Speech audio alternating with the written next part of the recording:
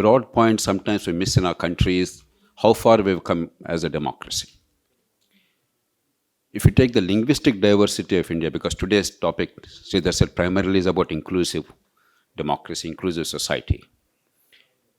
I think our leadership and our democracy accomplished enormously, much more than we recognize in some respects.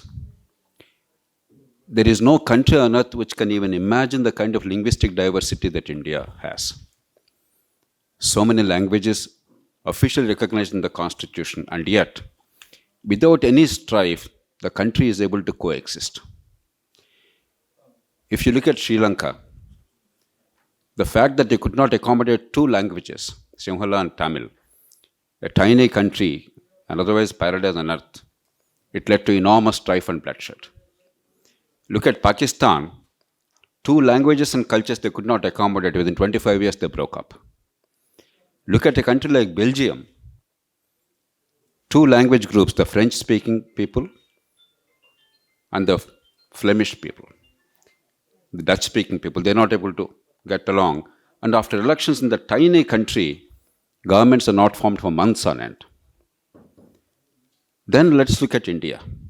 The phenomenal accomplishment of bringing so many languages together without any strife whatsoever. Occasionally there may be some hasty remark of somebody or other. The broad point I'm making is we have done an exceptional job in this country, despite certain flaws in our democracy, in bringing people together. Now there's an unfinished agenda of making our country, our society more inclusive. I will only list the items because there are eminent people here. Education, to my mind, is the first issue.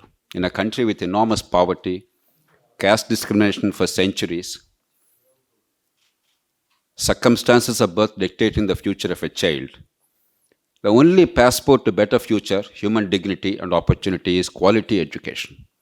We are all committed to education, but we are not able to impart education. There's a distinction between talking about education, opening schools and colleges and spending money, and actually giving education to fulfill their potential.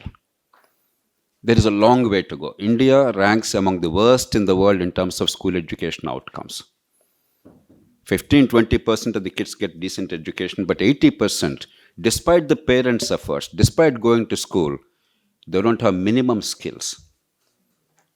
About 50% of the children or young people between 14 and 18 in India cannot read time properly. 40 to 50% of young people cannot look at a watch and tell us the hour and the minute. About 80% can tell us the hour. Only 50 to 60% can tell us the hour and the minute. I don't think we need to go farther. But we can do a lot because this is not about party politics. Everybody is united. We have to simply get better outcomes with the same money we are spending. Healthcare is one of the saddest chapters of our history. 6 crore Indians are falling below poverty every year, descending into poverty because of lack of health care. And we can do so much better because we have enormous opportunities in this healthcare. Governments are not spending enough. We have to spend more. With just about 1 lakh crores for the whole country, less than 0.5% of GDP. But properly utilized, India can achieve very good results. The rest of the world will give the right arm to be able to spend less than 2% of GDP on healthcare and yet get good outcomes. India is uniquely placed. Another low-hanging fruit. The third area which I would like to specially mention in this great city of Mumbai, rapid urbanization is inevitable.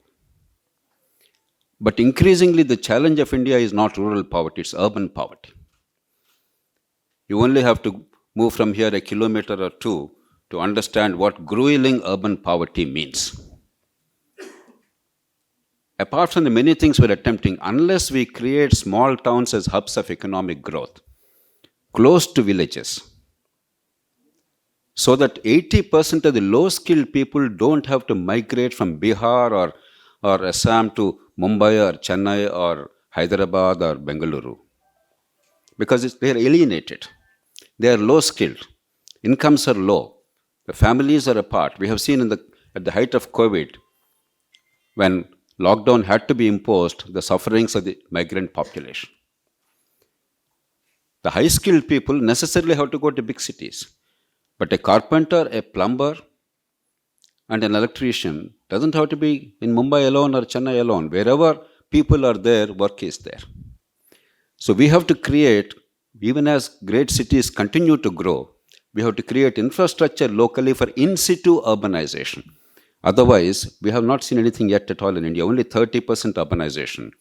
If we are going to be 60% urbanized in the next 25 years by 2047 or something, we're going to have the largest mass migration to urban areas from rural areas in probably human history. And unless we create maybe 2,000-3,000 magnets locally to absorb these swarming people who are not alienated from the villages, and unless we establish links between rural and urban India, we're going to have a crisis. As Dr. Abdul Kalam used to say, urban amenities in rural areas. He used to call it Pura, providing urban amenities in rural areas. I think that's an area which is neglected. And without that, there cannot be inclusive democracy, because I know as a villager, when I went to the city for the first time, how alienated I was. And the millions of Indians, when they go to cities in this swarming population without any support system, they can't be inclusive. We are lucky that our cities are still safe. There's not much of a crime, but it will not continue forever as social controls disappear. The fourth area is women's representation in legislatures. We've been talking a great deal about it. I believe the model that we have considered is wrong. It's not reservation of a constituency that matters for women. In local governments, in panchayats and municipalities, we have tried that 50%. But let's be truthful, it only created a system of panchpatis. Unless you have a different model, artificially creating a reservation and then mandatorily rotating because you cannot have so many large reservations on a permanent basis, it's not creating leadership. But if you mandate the political parties to give adequate representation to women, but they can choose the constituency where they think they have women leaders, natural leadership will grow, rotation will not be necessary, they will not be panchpatis, and there will be genuine, authentic women's representation. I think that's the model to be followed for the assemblies and parliament.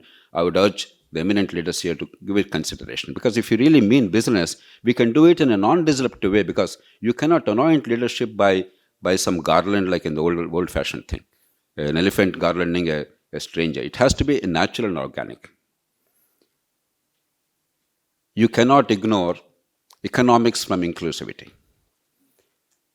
Maharashtra is the most important state of India. Population-wise, maybe number 2. But in terms of India's future, it's number 1. It has always been number 1. Sushil Kumar Shinde ji is here, elder statesman. Sushil ji, my appeal to all of you. I know I am now treading on a controversial turf. The national pension system was designed with good reason, that contributory pension so that there's no burden on the future generations.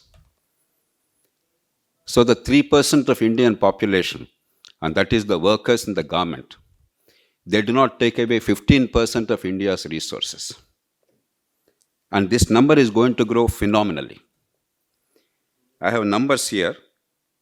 The committed expenditure of the states, already salaries, pension and interest, on an average is 125% of the state's own revenues already. Unless we contain that, there is no economic future for India. Without economic future, there is no political future.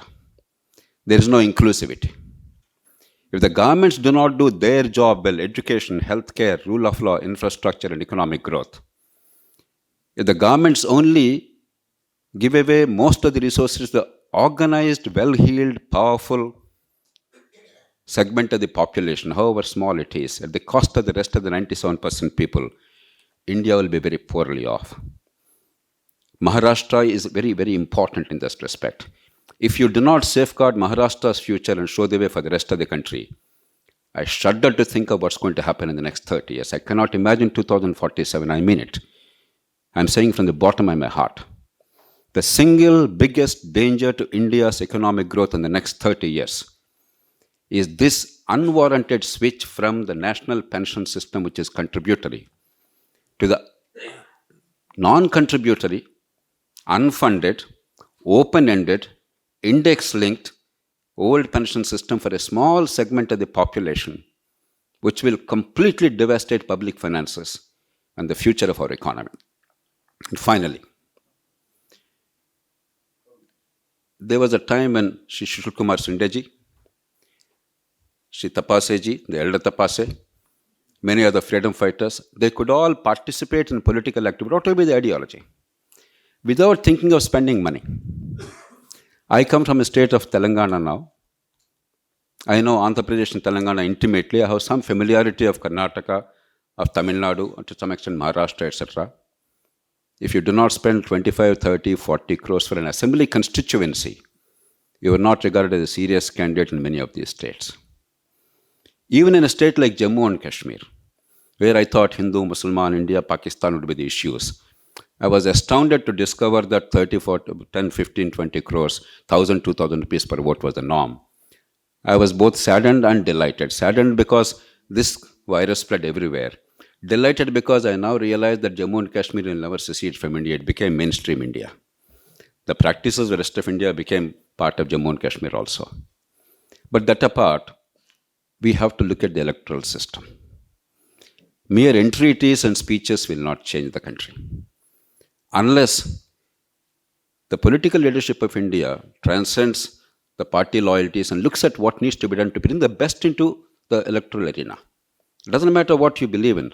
Let there be competition in the elections. But unless the finest human beings who care for the public good come into the arena, and unless they rise by ethical means and by rational means, the country is always in danger. It does not matter which party is in power, which party is out of power. And one last word.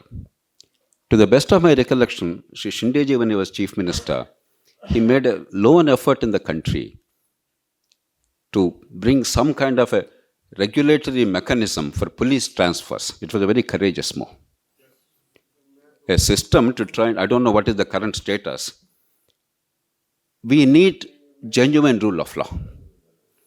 We need effective and independent crime investigation, which is accountable, but is not partisan, cannot be controlled by political vagaries. We need a legal framework which actually delivers justice, not delays matters. We need procedures which are simple, citizen-friendly, inexpensive. We require strong and independent prosecution. We require modern technology, not beating up people in a police station to extract a confession. In a case of even Sunanda Pushkar, I don't know what happened, I'm not interested in that. But even in that kind of a case in Delhi, DNA analysis took 365 days. It's absurd in this day and age. We require to transform rule of law. I believe many of these can be above parties. I believe these are critical for India to create an inclusive society in a true sense of the term, because without genuine rule of law, without economic growth and incomes, without education and healthcare, our talk of political philosophies and partisan battles, they're irrelevant to people's lives. My appeal is, today can be the start of a process with the guidance and leadership of eminent and experienced citizens like Sri Shindeji and others, to look at India as a larger picture, celebrate our successes, and look at what we need to do above parties. Let's continue to fight on partisan lines in terms of political ideologies. But let's also build bridges and figure out what are the critical things on which we must be united, as we had been united in the past 75 years, in order to fulfill our mission by 2047.